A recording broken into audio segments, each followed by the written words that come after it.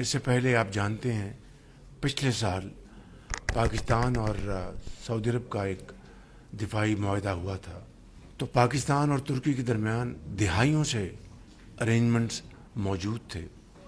اور پاکستان کے عوام اور پاکستان کی افواج کو اللہ تعالیٰ نے عزت بخشی تھی کہ وہ سعودی آرم فورسز کے ساتھ مل کر جو دنیا کے انتہائی ہولیسٹ پلیسز ہیں، مکہ المکرمہ، مدینہ المنورہ، ان کی حفاظت کے لیے پاکستان کے عوام اور افواج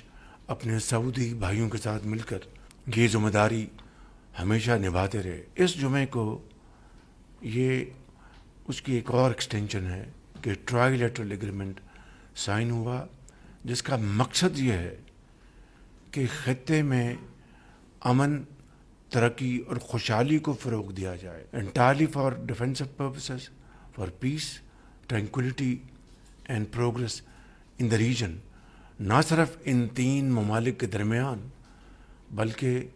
پوری جو مسلم امہ ہے اس کے لیے۔ یہ میں سمجھتا ہوں کہ یہ معاہدہ انتہائی